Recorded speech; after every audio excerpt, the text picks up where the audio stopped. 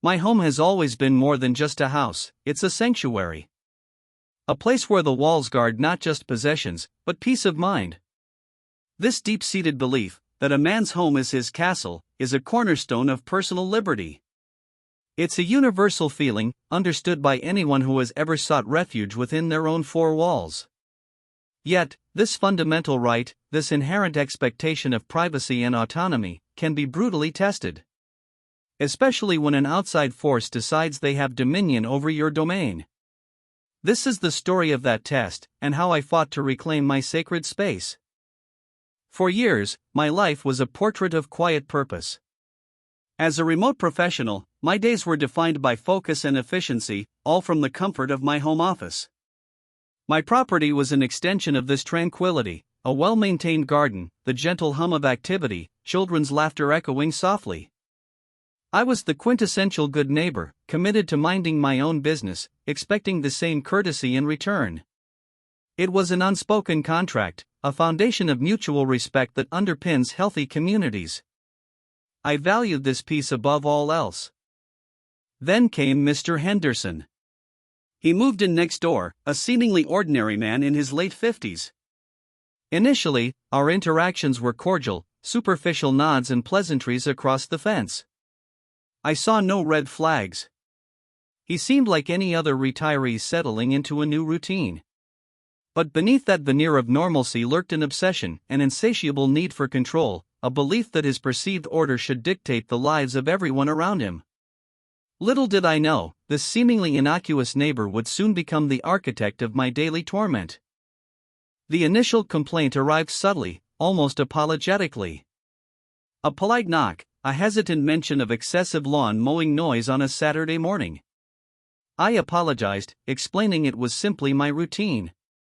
I dismissed it as a minor eccentricity. But it wasn't an isolated incident. Soon, my gardening habits became a topic of discussion. The shade from my trees, the way my children played, even the precise time I took out my trash, everything was scrutinized. The requests morphed into thinly veiled demands, each one chipping away at my sense of peace. What began as passive-aggressive comments quickly escalated into outright harassment. Mr. Henderson's complaints intensified, becoming daily intrusions. He'd stand at the fence, glowering, or approach me with a new grievance, often fabricated. My property, my sanctuary, was no longer mine. It felt like I was living under constant surveillance, subject to his arbitrary rules. The line between neighborly interaction and outright psychological warfare blurred. My home, once a haven, became a stage for his relentless, self-appointed scrutiny. When his personal badgering failed to yield submission, Mr. Henderson moved to the next level, the Homeowners Association. Suddenly, official letters started arriving.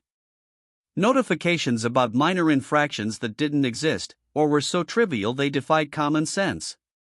He was weaponizing the HOA, turning a body meant for community harmony into an instrument of his personal vendetta. Each letter was a calculated jab, forcing me to waste precious time responding, defending my right to simply live in my own home. This wasn't neighborly disagreement, it was a campaign. The constant pressure began to take its toll. My work-from-home setup, once a symbol of freedom, became a source of anxiety. Every sound I made, every outdoor activity, felt scrutinized. I found myself second-guessing every decision, modifying my behavior to avoid another confrontation. The joy of my garden withered. My children became self-conscious, asking why the man next door was always watching. The emotional impact was profound. This wasn't just about property, it was about the insidious erosion of my peace, my autonomy, and my family's well-being. The breaking point arrived one afternoon, as I watched my children reluctantly retreat indoors because Mr. Henderson was staring over the fence. My own kids, afraid to play in their own yard. In that moment, the anger solidified. The polite smiles, the attempts at compromise, the patient explanations, they were all wasted. This was no longer a misunderstanding, it was a deliberate act of intimidation. I realized then that reasoned discourse would never work. My home was under siege, and passive defense was no longer an option. It was time to fight back. My immediate objective was clarity. I dove deep into local ordinances, HOA bylaws, and property law. I needed to understand the rules of this new, unwelcome game. What were my rights? What were his limitations? Every clause, every regulation, every precedent became a weapon in training. I researched noise statutes, privacy laws, and definitions of harassment. This wasn't about petty retaliation, it was about strategically dismantling his campaign of control, using the very systems he thought he could exploit. Knowledge, I realized, was my first line of defense.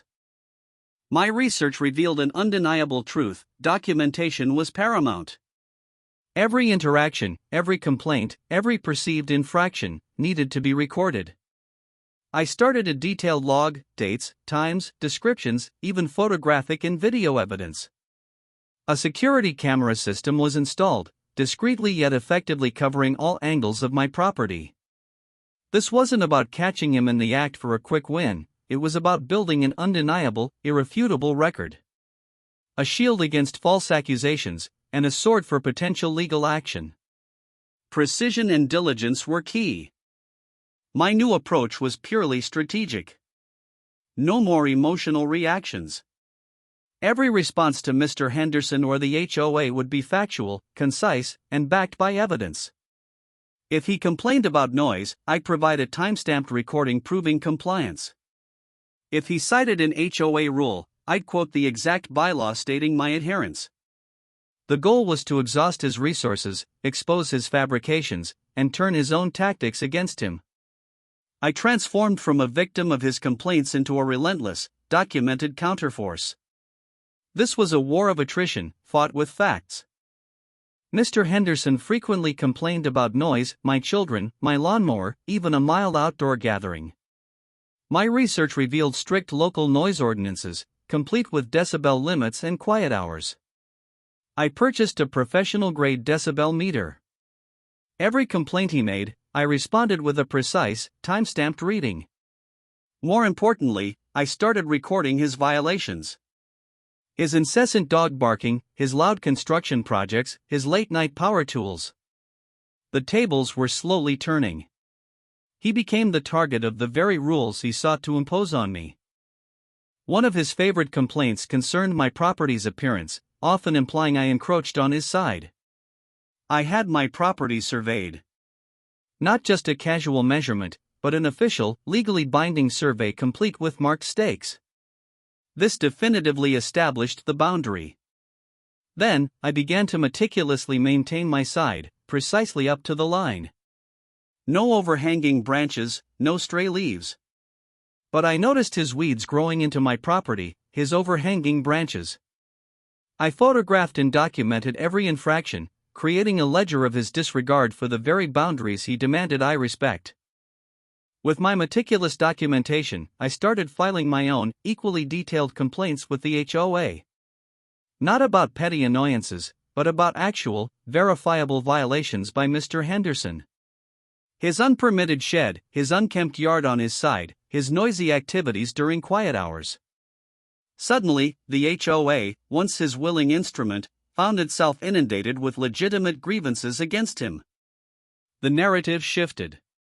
He was no longer the aggrieved party, he was the serial offender, exposed by his own hypocrisy and my relentless adherence to the rules. The irony was palpable. Even something as trivial as mail delivery became a weapon. Mr. Henderson complained my large mailbox was somehow an obstruction. My research confirmed it met all postal regulations.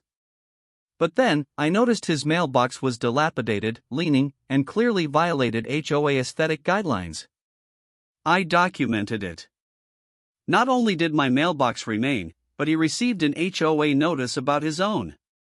A small victory, perhaps, but each one chipped away at his perceived authority and reinforced that the rules applied to him, too, often in ways he hadn't considered. The key was not to just defend, but to proactively counter. Every time he launched a complaint, I would find a corresponding, legitimate violation on his property. His unmowed lawn became a fire hazard in my complaint. His noisy garden work became a quiet hour's disruption. I wasn't fabricating, I was simply applying his own zealous interpretation of rules, justly, to his behavior. This constant, documented counterbarrage forced him to play defense, depleting his energy and time. He was no longer the aggressor, he was the one constantly justifying himself. Mr. Henderson's demeanor shifted dramatically. His confident glowering turned into bewildered frustration. He was no longer dealing with a compliant neighbor, but an unyielding, documented adversary. He began to appear stressed, often seen pacing his yard or slamming doors. The HOA, weary of his frivolous and increasingly unsupported claims, started to give him less credence.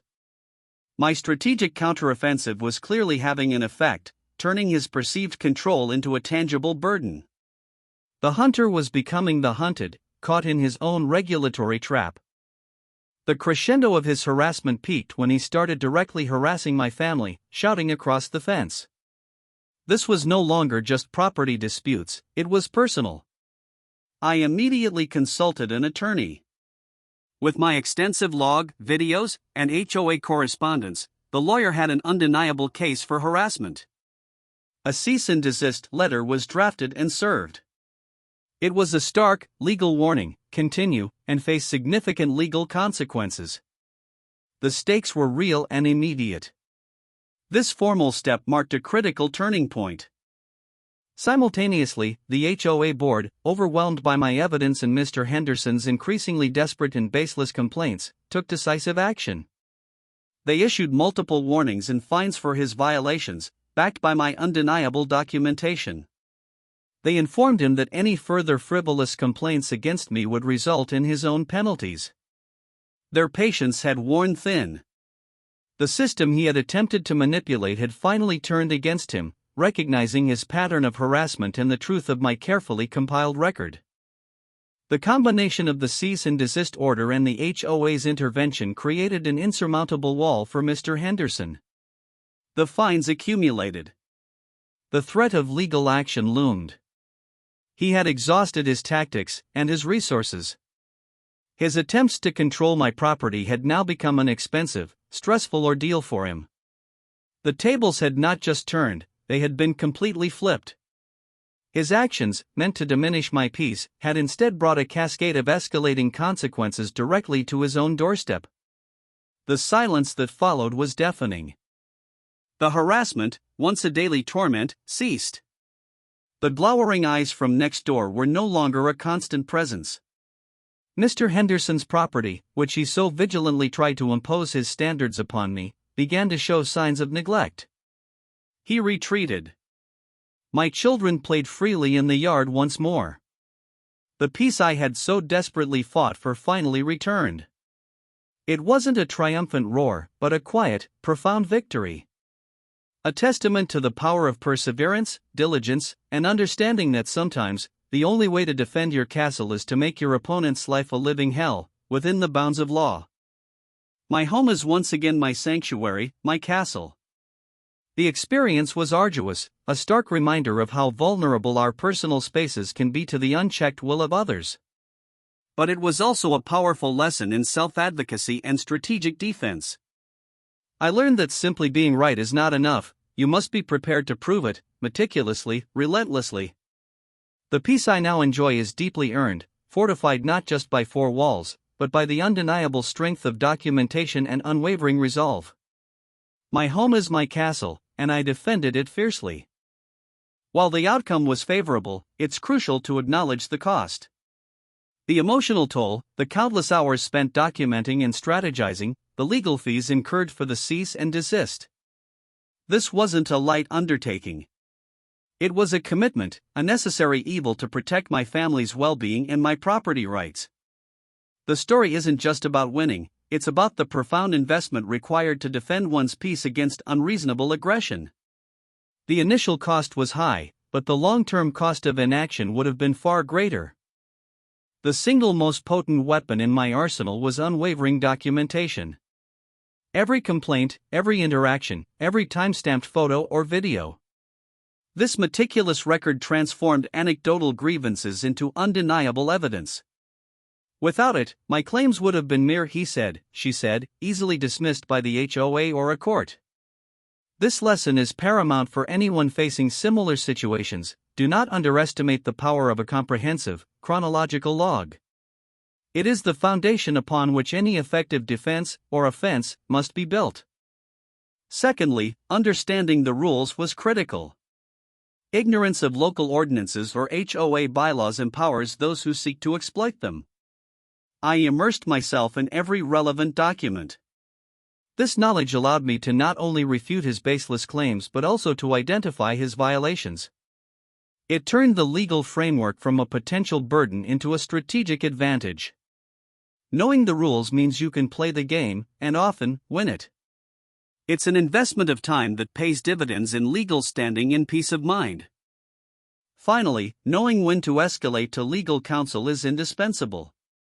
While I handled much of the initial groundwork, the cease and desist letter from an attorney carried a weight that my personal warnings could not. It signaled seriousness, backed by professional authority.